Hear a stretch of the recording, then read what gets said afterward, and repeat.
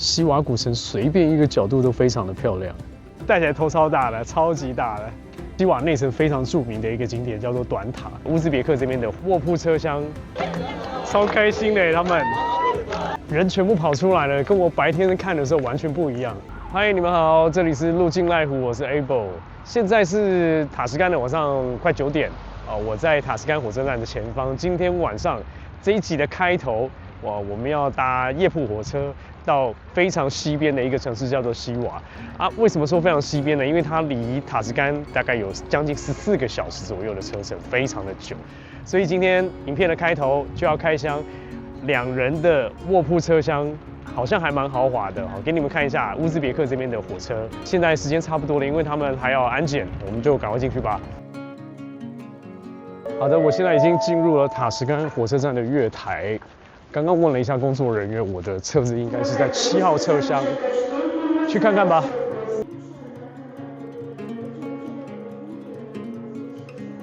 OK， 带大家快速导览一下这个豪华车厢。跟我们在印度搭的卧铺火车很不一样哦。光是这个地毯，然后还有这个窗帘，哦，就可以感受到那个尊荣的气息。我自己是这么觉得啦。我们的车厢是15、16。当然，这个就是我们的车厢，是不是看起来蛮豪华的？我们已经把包包先放进来了。床铺看起来很好睡耶，而且中间还有一个小桌子，桌上还有放一盘这个迎宾的茶包，然后还有这个应该就是糖果吧，糖果那一类的东西。最让我惊奇的是他们的插座，这个插座的部分，这个是床头灯嘛，然后插座居然有 Type C 耶，下面还有一个 USB， 超赞的啊！看一下他们的厕所，我觉得 OK 耶，算蛮干净的。还不错啦，至少比我在印度搭的经验好太多了。我觉得我们订的这个车厢真的算蛮高级的，因为它每一间里面都有独立的空调可以设定温度。另外门是不可以锁的，它有设计一个门档啊，可能是方便车长随时要查票嘛，然后他可以探头稍微看一下，我不太确定。车子的某一侧也会有冷热水的饮水机，所以如果泡泡面、泡茶也是完全没有问题的。房间里面有 Type C， 有 USB， 还有插座，不用担心就是没有地方可以充电，是不是很棒？对不对？接下来我们要搭长达14个小时的火车直达西瓦，我们待会就西瓦见啦。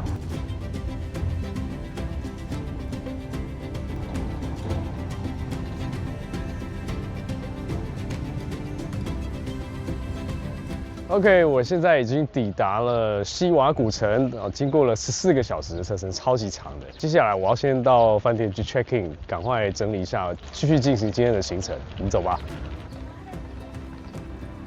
是不是很漂亮？这个居然是西瓦古城他们车站走出来的样子。远方看过去的这2栋建筑，他们是饭店哦，不是什么古迹哦。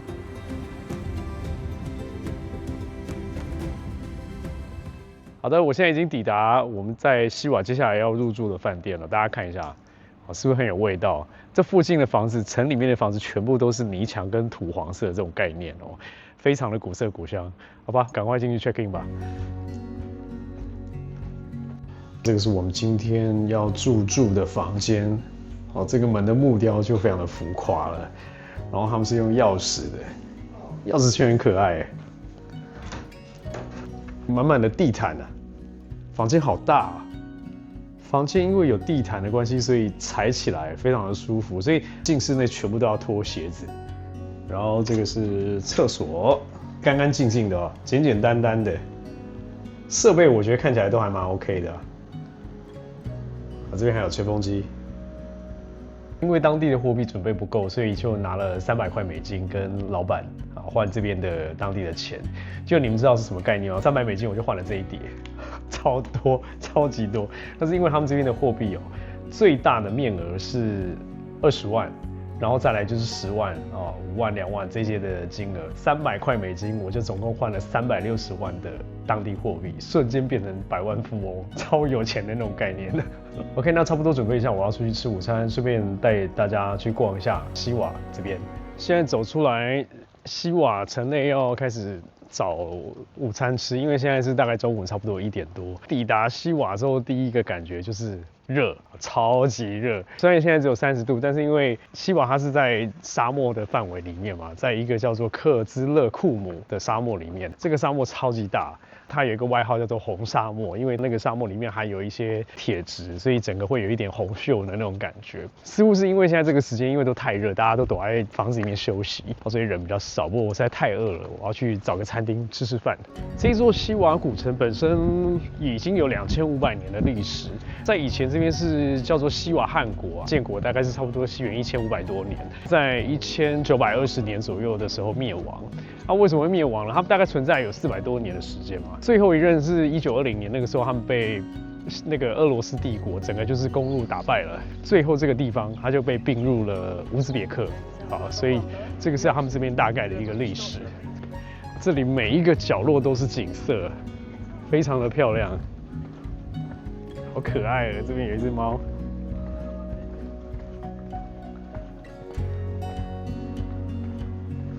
OK， 找到我要去的餐厅了，好漂亮啊！走吧。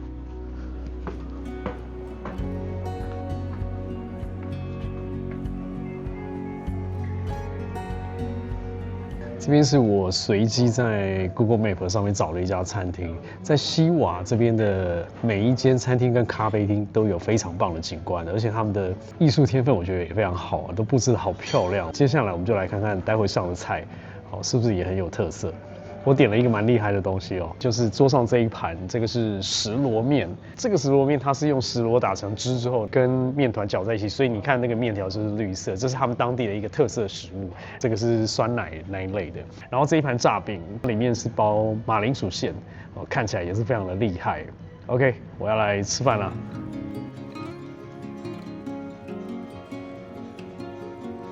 吃完了这2道料理啊，石螺面非常好吃，很棒。第一天来这边的饮食体验我觉得很好。那接下来我们就继续在西瓦外面走一走。餐厅走出来之后，就有一家看起来蛮有意思的商店而且这个就是在一个古迹里面的商店，我们去看看吧。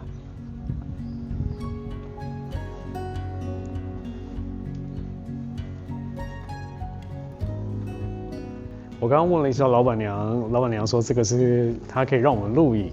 他们现在现场正在制作一块非常非常大的，应该是地毯吧，完全都是手工制作的。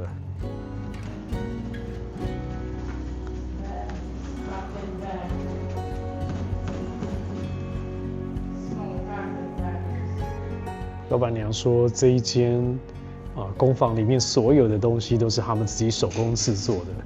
然后很大一部分的东西都是她老公做的，非常厉害。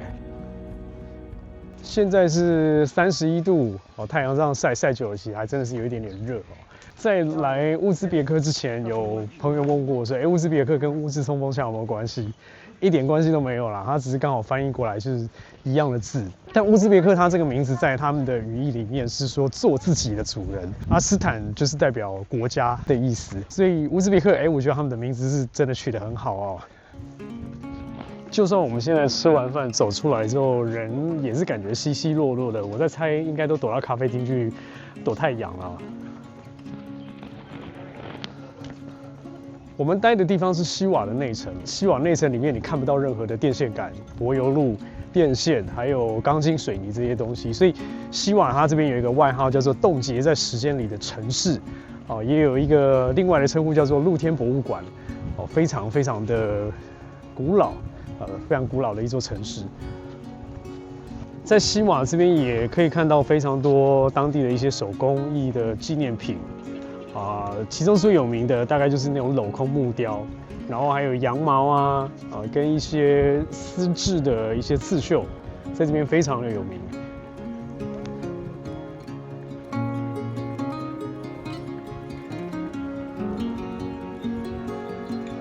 在画面上这个很可爱哦，一球一球的，这个是帽子，这个是他们当地的特产羊毛帽，戴上去头会变得非常大一个，很可爱，超巨大的帽子，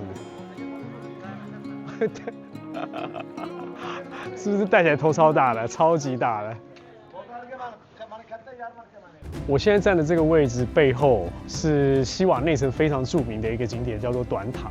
这座短塔它也是全世界唯一一座有可以看得到横切面的宣礼塔。为什么是这样子呢？因为这座塔它是在1851年，然后盖到1855年的时候就结束了。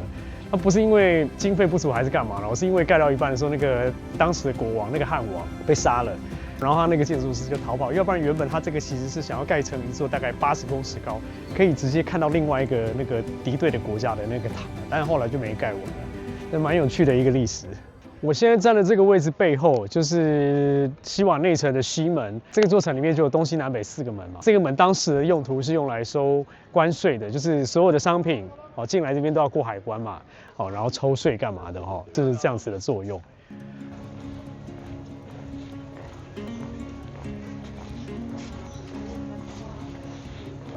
那个戴上去帽子，嗨 ，hello， 戴上去帽子就像一样这样子这么大一个，超级可爱。So this is so cute. No Taiwan. Yeah. 在西瓦这个地方，因为到处都是卖东西的，还有很古老的一些建筑，所以很容易被一个地点就卡在那边走不了。接下来我们要去的下一个地方叫做主麻清真寺。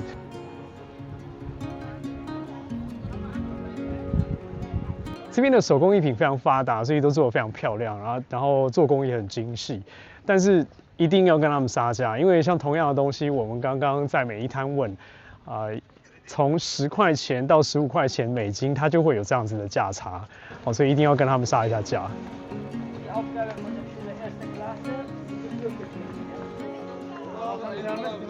好可爱啊！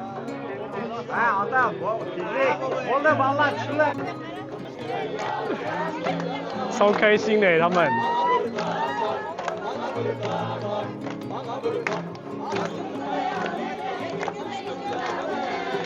现在要去的主麻清真寺是需要门票的。西瓦古城里面卖的那个票是联票，一张是600多块，但是它这张票可以用2天。买了之后，你就可以在这个西瓦古城的那个内城的部分，所有的古迹几乎都可以进去看，就不用再买票。但是只有额外3个地点上去或者是进去的时候需要再付钱的。OK， 我们到了，这个就是主麻清真寺的入口。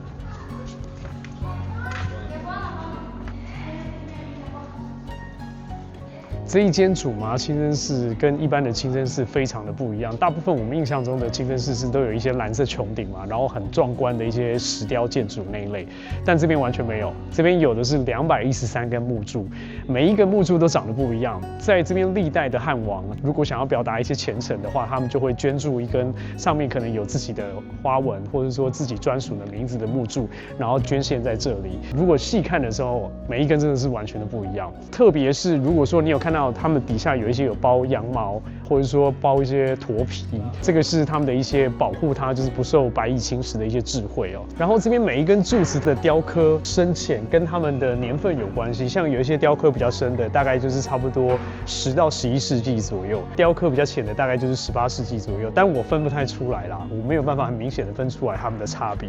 这一座清真寺它就是用这213根木柱把它撑起来的。每一根木柱它的那个下方有一些都是蛮细的接点哦，我觉得很厉害耶，有一些甚至是大概有上千年的历史哦。参观完了主麻清真寺，跟我们想象中的清真寺是不是很不一样？居然没有圆顶，然后就只是213根不同历史年代的柱子去构成的，非常的棒。那接下来我们就继续在西瓦古城的内城里面晃一晃、走一走吧。这边有卖丝质的一些衣服跟围巾这些东西，因为这里是产丝非常有名的一个地方，所以就有很多这一种类型的产品。精美的手工刺绣，但我觉得这个这么大块，应该价格也不便宜啦。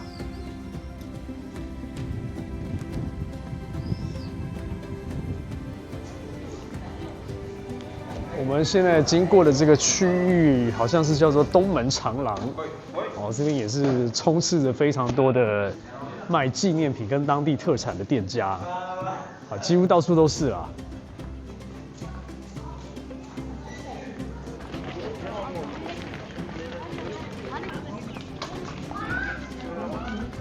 当地人热情的要跟我们拍照，拜拜。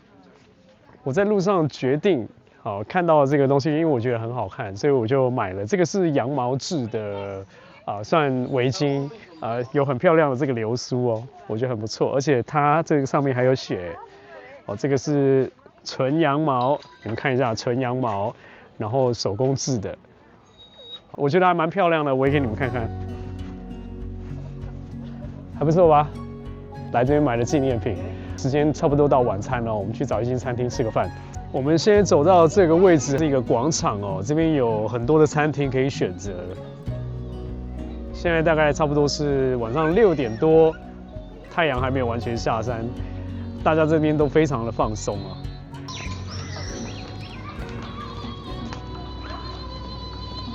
刚刚在内城里面逛了一圈，看来看去，我实在不知道要吃什么，所以我决定走到城外去，走到这个古城外面去看看。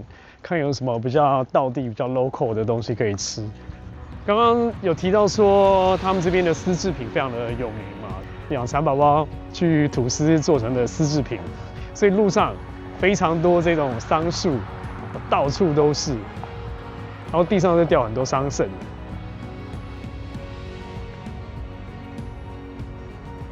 OK， 我走到城外，大概稍微找了一下。找到了这一家看起来外观有一点奇妙的一家餐厅哦。那当地人都跟我讲说这家好吃啦，我们进去瞧瞧吧。来点一些特别的食物来吃吃看。现在画面上看到这个选单啊，是甜点的部分，我觉得它的甜点哦看起来都非常的好吃哎。这家餐厅有一个非常特别的现象，我刚刚进来有注意到，就是他们的服务生都非常的年轻，尤其是男生。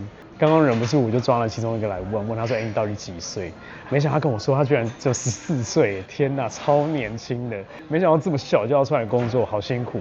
来这边我一直很想要吃这一道，这个是茄子卷，它是用炸的哦，然后切薄片的那个茄子把它卷起来炸，里面夹的应该是类似像酸奶这一类的东西。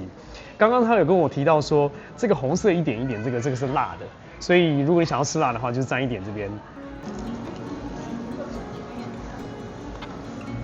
来乌兹别克有一款茶必点，就是我桌上这一款塔什干茶。这款塔什干茶它用的原料是产自于塔什干的一种金黄色的柠檬，然后里面会放一些像花的叶子啦，然后薄荷叶啊这些东西，风味非常的好。那另外我还点了一个很特别的东西，就是桌上这一盘蛋饺。这个蛋饺很特别哦，它里面灌的是蛋液。然后用很快速的那个速度下去把它烫熟，沾这个应该是类似像酸奶或优格的东西吃。我们待会来吃吃看这个是什么味道。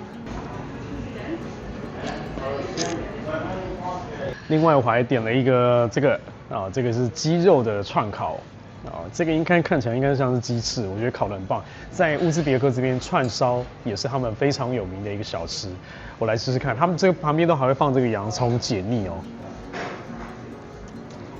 刚刚点的那几样东西，茄子非常的好吃，因为茄子在乌兹别克这边算是他们的明星级的农产品，所以品质很好。然后另外他们的串烤也非常好吃，那个鸡翅超棒的。不过那个蛋饺因为我可能太期待，所以吃起来意外的普通我觉得真的是有点小小的失望。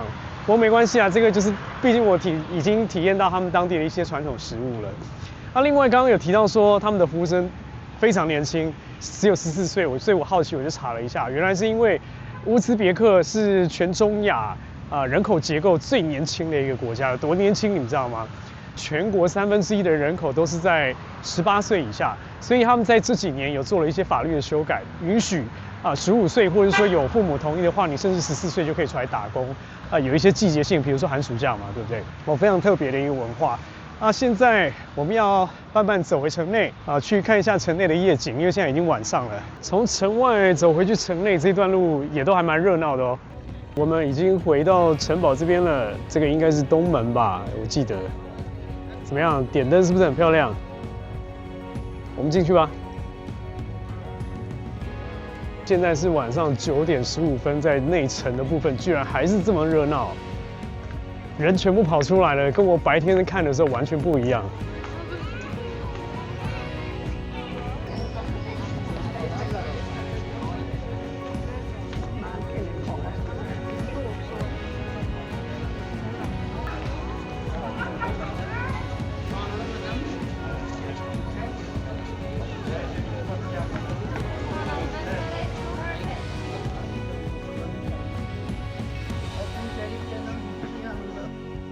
浮夸的灯光，晚上点这个灯，城看起来非常的漂亮。